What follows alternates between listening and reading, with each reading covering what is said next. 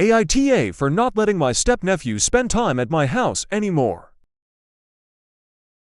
My brother Nick 35 meters is married to Rachel 34F and is stepdad to her son Colton 9 meters. Rachel and her ex split custody of Colton, so he's at their house 50% of the time, and the other 50% he's with his dad's family. Something that is kinda relevant is Nick does not play an active parenting role in Colton's life. He's basically the backup, the fun uncle figure, but parenting is only between Rachel and her ex, and Nick is not allowed to discipline Colton or handle parenting matters. So I have been dealing with Rachel alone on this issue. I have two boys. My oldest is 8 and my youngest is 4. Because my oldest and Colton are so close in age, Rachel wanted them to spend as much time together as possible, and she asked if we could take Colton after school in an informal agreement. We had agreed he could come to my house until 5 p.m., but when it came into practice, he would be here until 7 p.m. or later, and Rachel never picked Colton up before then, even if I called. Colton was taught that if you're in a family member's home, you can take what you like and don't have to ask. So while he was in my house, he eat and drink so much of our stuff.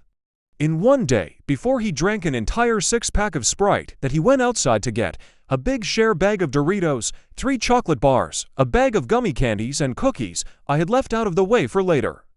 I spoke to him and said he should ask before taking in the future, and he told me he didn't need to ask, and his mom said he should eat when he wants to.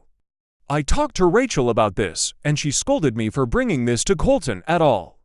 She said if it's in my house, he should be able to eat or drink as much of it as he likes. There was also the added fact that he was here for dinner time, and I couldn't just let him sit there day after day and watch us eat, so I started making enough for him too. But then he'd take the things he liked off my son's plates, and he'd leave what he didn't like, veggies and meats usually, unless nuggets. Again, this was a conflict with Rachel because I told Colton not to do it and tried to make him apologize. Colton told Rachel about it, and she was pissed off at me for trying to discipline her son. I tried for a few weeks, but it wasn't working, and so I pulled the plug on him being here. And now I say no, and I have told her he can't spend time at my house anymore.